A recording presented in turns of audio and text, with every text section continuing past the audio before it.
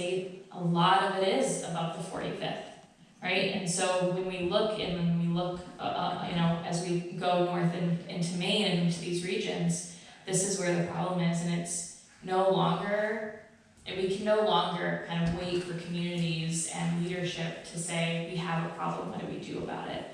We now have federal funding to say, you have a problem and we're going to do something about it. But if it hadn't have been for the work of Greater East Grand and the partnerships and collaboration, we'd still be waiting. And I think that that's something that folks really need to understand, and I couldn't even tell you how long you still have to wait for. Could be 2025, could be 2028, could be 2030. And that unknown is the piece that all of this work took away. Now you know it, you have it, and you get to do the fun thing, because the work doesn't stop. This is the so what. So what do we do about it? We have internet. So, why consolidated?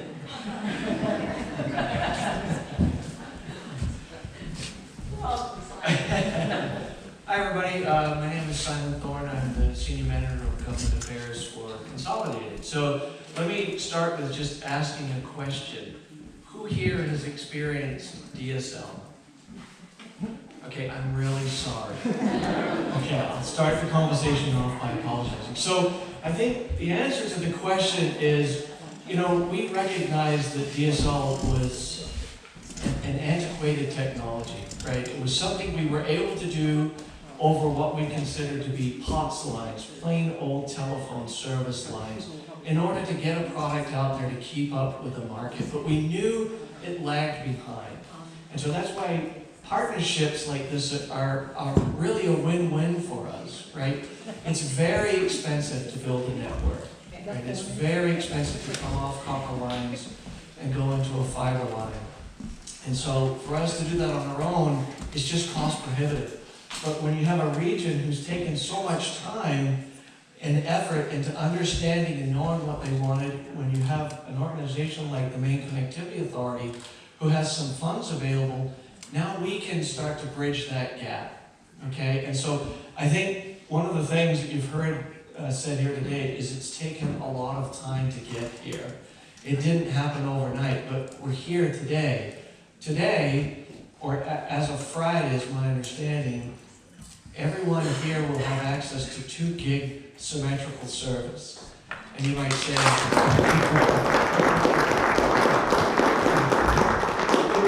and it's funny, a lot of people, when you talk about 2 gig symmetrical service, they say, well, I don't need that. What do I need that for?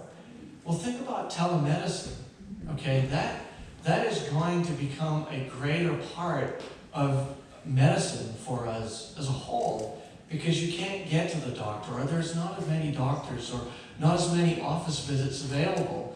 And the things that you'll be able to do with that pipeline, right? That's really what it is a pipe, will be amazing, right? They're restricted to what they can do today because of what we can offer for speeds.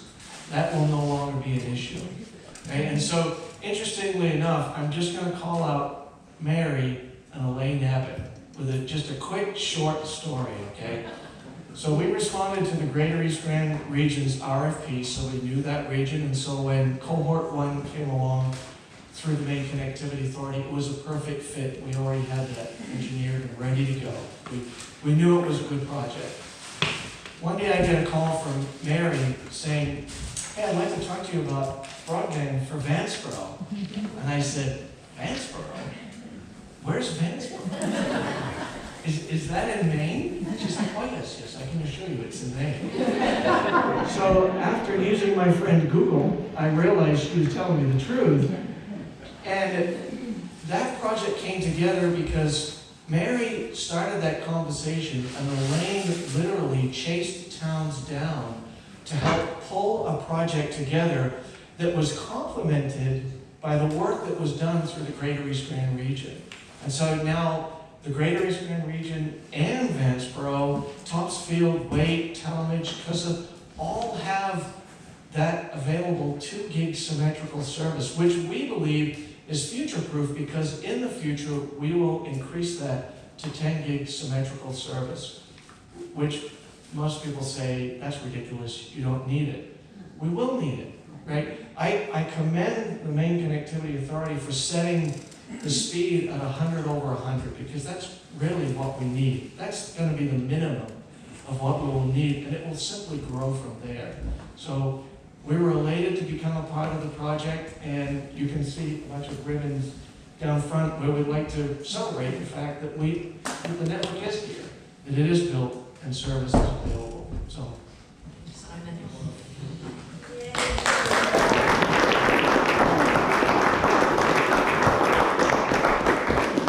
So I'm just going to take you through a little bit of the nuts and bolts here really quickly, because I know we're running behind.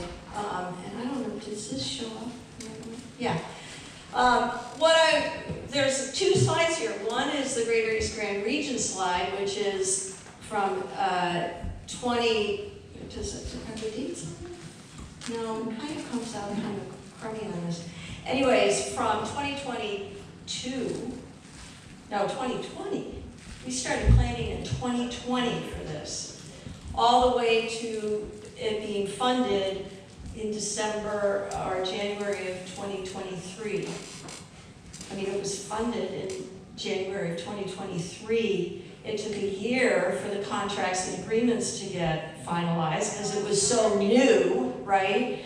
I'd call Kendra Joe or call Simon or Sarah Davis and say, so do you need anything from us in order to get this contract done between the two of you? No, it's just new. Everything is new.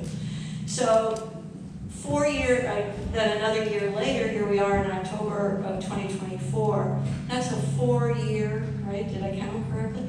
4 years of collaborative work and steadfastness by this community and the 11 communities that are represented in the Greater East Grand Region.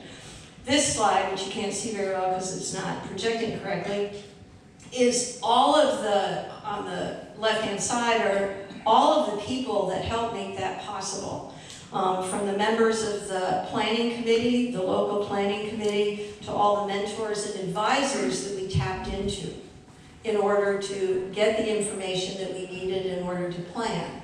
And I want to do a shout out to those folks that are here that were on the planning committee that are still there. I see Van, right? Scott Hannington. Is there anybody else who's here from the Greater East Grand Region today? Well, those folks are listed here, and I want to pinpoint a quality of the committee, which was really, really important, is they represented different towns. They weren't necessarily select people. A couple of them were, but they were citizens. They were new business owners, people who had moved recently to the area.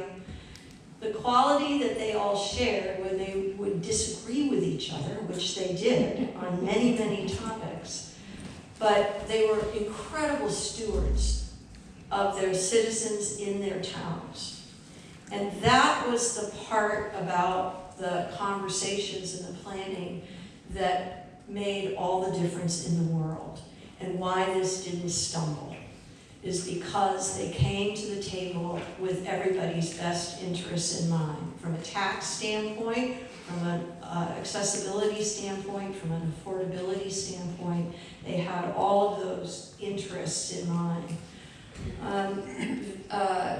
So you're talking about, in this Greater East Grand Region, a $9.1 million investment for 1,700 premises. Okay, you can start doing the calculation in your head about that. This I won't go through. This is just the laundry list of how we got from 2020 to 2024. Yay. And this is the Vanceboro Wake broadband project, which took exactly less than 12 months. And that is to the credit of Mary and Elaine and Fidium and MCA to be able to pull that all together, and the synchronicity of funding and the timing of it all. And that's the beauty of how how building collaborative muscle in one part of the state that's connected can in fact influence and has a ripple effect across the region. So what that map looks like, if it came out okay, is this is how much of northern Washington County and southern Aroostook is now alive, and with light flowing through it at remarkable speeds. And that's something to be incredibly proud of and to celebrate, which we're going to do right now.